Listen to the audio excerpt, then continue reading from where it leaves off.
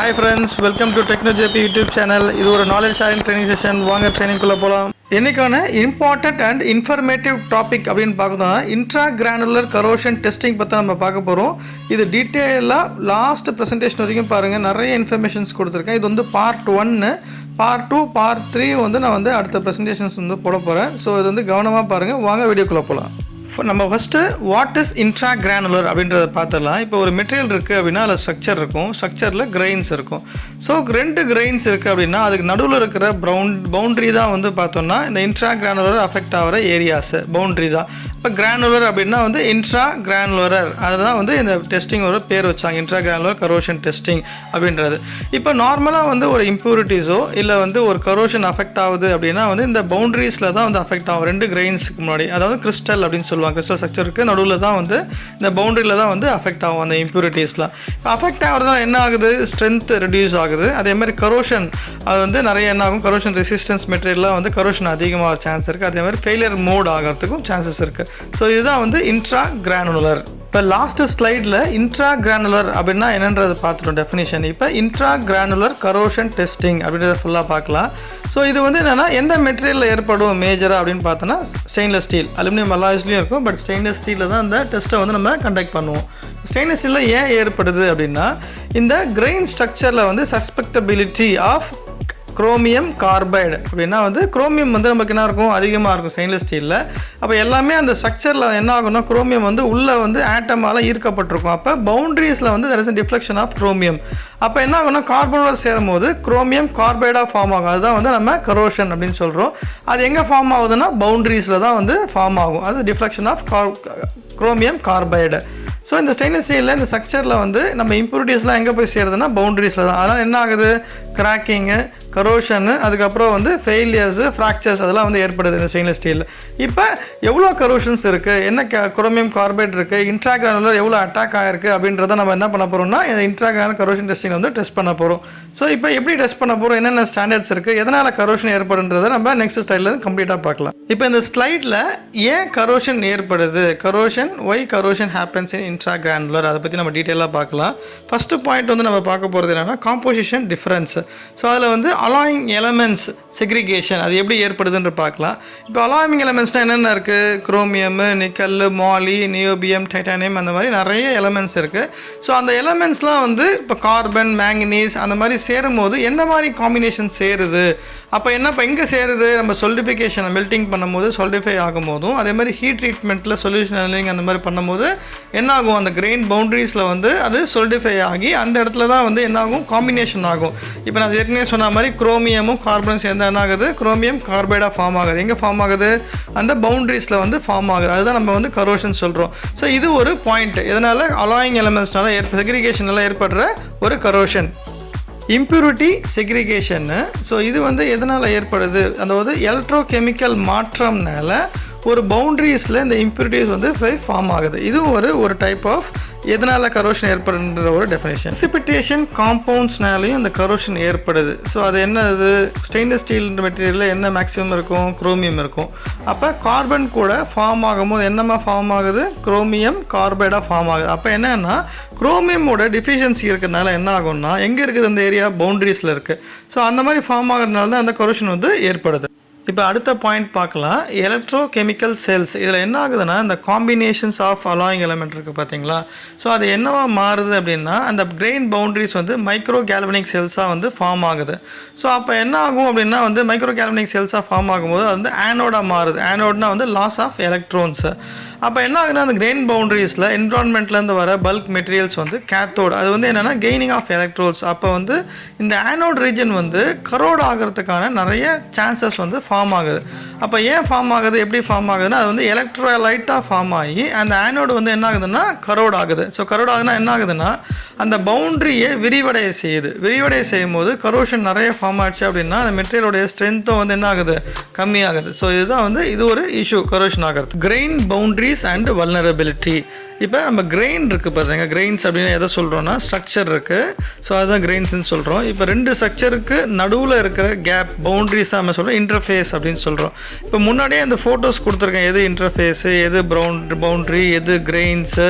So அதெல்லாம் வந்து first ஸ்லைட்லேயே வந்து வாட் இஸ் இன்ட்ராகிரானுலர் இருக்கிற ஃபோட்டோஸ்லேயே கிளியராக கொடுத்துருக்கேன், அதை பார்த்துருங்க.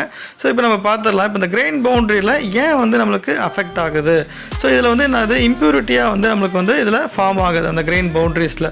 ஸோ அதுதான் வந்து வல்னரபிலிட்டியாக இருக்குது. ஸோ தட் என்ன ஆகுது, நம்ம ஸ்ட்ரக்சரை வந்து என்ன ஆகுது வீக்கன் பண்ணி அந்த பவுண்ட்ரிஸில் தான் வந்து இந்த இம்ப்யூரிட்டிஸ் வந்து ஃபார்ம் ஆகி வீக்கன் பண்ணி கரோஷன் ஆகுது. காம்பினேஷன் ஆஃப் அலார்மிங் எலமெண்ட் என்ன ஆகுதுன்னா அந்த கிரெயின் ஸ்ட்ரக்சர், அதாவது நான் சொல்கிறது மாதிரி ஆட்டம்னால இருக்கிறதுனால அந்த ஸ்ட்ரக்சர் உள்ளே வந்து எல்லா கிரெயின் அட்டாமிக் எலமெண்ட்ஸும் வந்து உள்ளே இருக்கும். ஸோ அப்போ என்ன ஆகுது, அந்த கிரெயின் பவுண்ட்ரிஸில் இந்த லாஸ் ஆஃப் அட்டாமிக் டிஃப்ரெண்ட் அரேஞ்ச்மெண்ட்டாக இருக்கும். அட்டாமிக் வெயிட் இல்லை அட்டாமிக் நம்பரும் டிஃப்ரெண்ட் அரேஞ்ச்மெண்ட்ஸாக இருக்கும். ஸோ அதனால தான் அந்த இம்ப்யூரிட்டிஸ் வந்து அந்த கிரெயின் பவுண்டரிஸில் வந்து ஃபார்ம் ஆகுது. நம்ம கரோஷன் எப்படி ஏற்படுதுன்னு பார்த்துட்டோம். இப்போ இன்ட்ரா கிரானுலர் கரோஷன் சொல்கிறேன், என்னென்ன type of intra granular corrosion இருக்குன்றதை பார்த்துடலாம்.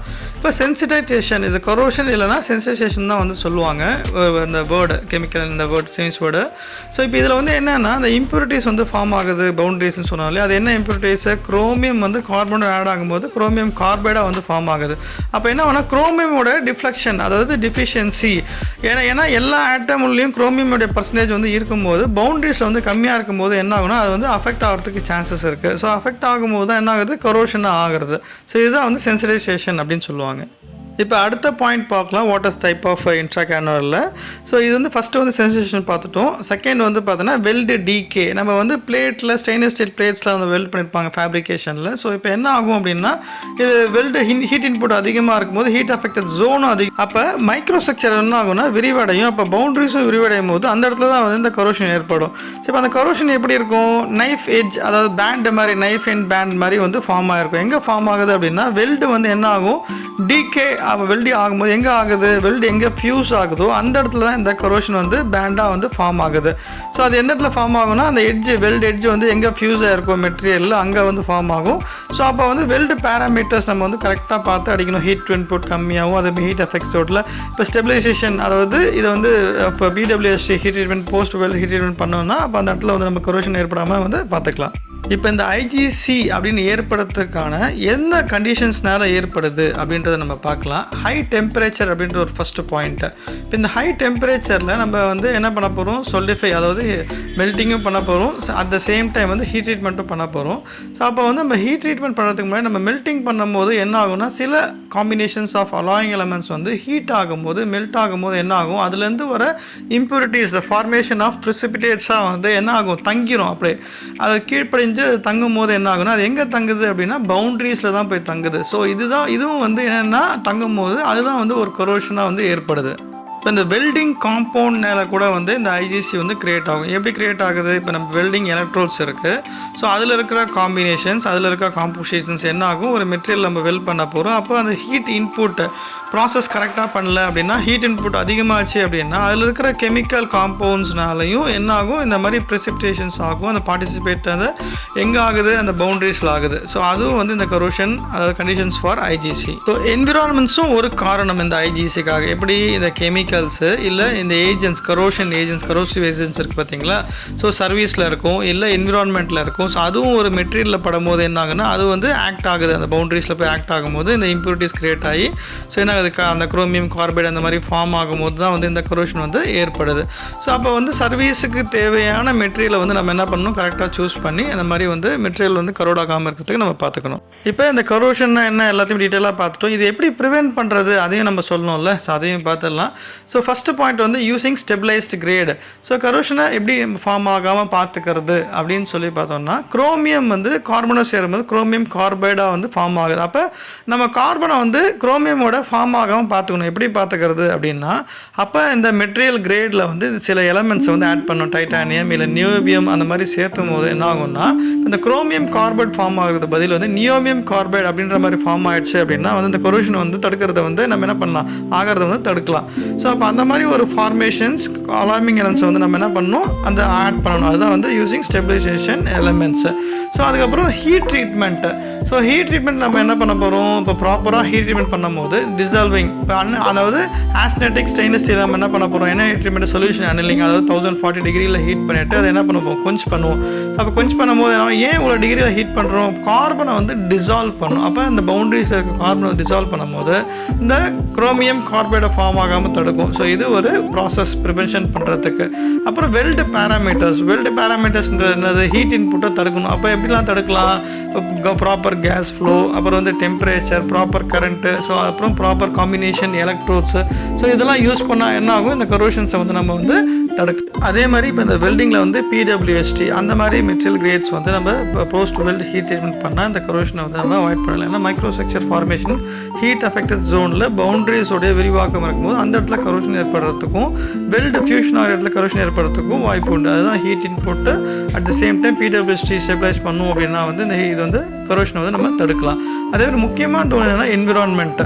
ஸோ சீஷோரு, சப்சீஷோரு, ஸோ அதுக்கப்புறம் பார்த்தோம்னா சில கரோடட் ஏரியாஸ் கெமிக்கல் ஏஜென்ட்ஸ் நிறைய இருக்கும். இப்போ நம்ம ஒரு மெட்டீரியல் ஃப்ளோ பம்ப் யூஸ் பண்ணுறோம், இல்லை வால்வ் யூஸ் பண்ணுறோம், அதில் போகிற சர்வீஸு, ஸோ அதெல்லாம் செக் பண்ணி தான் வந்து ப்ராப்பர் மெட்டீரியல், இந்த கரோஷன் தாங்கக்கூடிய கரோஷன் ரெசிஸ்டன்ஸ் மெட்டீரியல் வந்து நம்ம வந்து யூஸ் பண்ணுறோம் சர்வீஸில். ஸோ அப்போ வந்து இந்த ப்ரிவென்ஷன், அதாவது கரோஷனை வந்து ப்ரிவென்ட் பண்ணலாம். இப்போ லாஸ்ட் ஸ்லைட்ஸ் வரைக்கும் பார்த்தோம்னா இன்ட்ராகிரானுலா என்ன, இன்ட்ராகிரானுலர் கரோஷன் டெஸ்டிங்னா என்ன, கரோஷன் எப்படி ஏற்படுது, ஸோ ஐஜிசி ஃபார்மேஷன் ஆகிறதுக்கான என்னென்னலாம் வந்து காரணங்கள் இருக்குது எல்லாத்தையும் பார்த்துட்டோம். எப்படி ப்ரிவென்ட் பண்ணுறது பார்த்துட்டோம். இப்போ என்ன, அது ஒரு மெட்டீரியல் கொடுத்தாச்சு. இப்போ மெட்டீரியலில் வந்து ஐஜிசி இன்ட்ராகரேஷன் வந்து ஏற்பட்டிருக்கா இல்லையா அப்படின்றத நம்ம வந்து பார்க்க போகிறோம். இப்போ டிஃப்ரெண்ட் அலாயில் வந்து டிஃப்ரெண்ட் ஸ்டாண்டர்ட்ஸ் இருக்குது. ஒவ்வொரு ஸ்டாண்டர்டும் நம்ம பார்த்துடலாம். என்னென்ன ஸ்டாண்டர்ட் இருக்குது ஐஜிசி டெஸ்ட் பண்ணுறதுக்கு.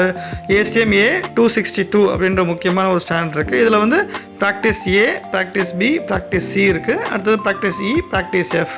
ஸோ இதெல்லாம் எதுக்கு இருக்குன்னா நம்ம குயிக்காக கண்டுபிடிக்கிறதுக்கு டிஃப்ரெண்ட் டைப் ஆஃப் டெஸ்டிங்ஸ் இருக்குது. அதெல்லாம் வந்து நான் பார்ட் 2ல் வந்து உங்களுக்கு எக்ஸ்பிளைன் பண்ணியிருக்கேன். ஸோ அந்த ப்ரெசன்டேஷன் வந்து பாருங்கள்.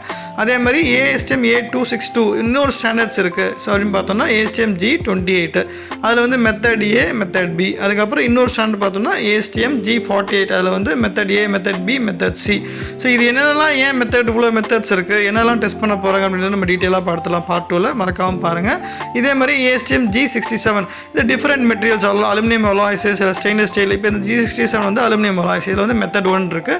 கம்ப்ளீட்டாக பாருங்கள். இந்த ப்ரெசன்டேஷன் வந்து கம்ப்ளீட்டாக ஃபுல்லாக பார்த்துருப்பேன் நினைக்கிறேன். உங்களுக்கு பிடிச்சிருக்கும்னு நினைக்கிறேன். பிடிச்சிருந்தா லைக் பண்ணுங்கள், ஷேர் பண்ணுங்கள், மோட்டிவேட் பண்ணணும்னு நினச்சிங்கன்னா சப்ஸ்கிரைப் பண்ணுங்கள், நோட்டிஃபிகேஷன் பெல் ஐகான் பட்டனை வந்து ப்ரெஸ் பண்ணிங்க. ஸோ தட் அடுத்து போகிற ப்ரெசன்டேஷன்லாம் வந்து உங்களுக்கு டீட்டெயிலாக உங்களுக்கு வந்து வாட்ஸ்அப்பில் மெசேஜஸாக வந்து உங்களுக்கு வந்துடும். இன்ட்ராகிரானுலர் கரோஷன் டெஸ்டிங் வந்து இதோட முடிவடையுது. ஸோ நானும் இந்த ட்ரைனிங்க்கு வாய்ஸ் கொடுத்து என் தொண்டையும் கரோட் ஆகிடுச்சு. இப்போ நான் அதை ப்ரிவென்ட் பண்ணணும், இல்லை கரெக்ட் பண்ணணும். ஸோ இப்போ எதனா வந்து உங்களுக்கு கொஸ்டின்ஸ் இருந்தது, எதனா queries இருந்ததுன்னா கமெண்ட் செக்ஷனில் கொடுங்க. ஸோ அட்டன் பண்ணுறோம். இதே மாதிரி ப்ரெசன்டேஷன் வேறு என்ன வேணும்னு சொல்லுங்கள், நாங்கள் வந்து போட்டுட்டு உங்களுக்கு நாலேஜ் ஷேர் பண்ணுறோம். Thanks to every one, thanks to my teammate. நம்ம நெக்ஸ்ட் ப்ரெசன்டேஷன் மீட் பண்ணலாம். Until then, bye from TechnoJP.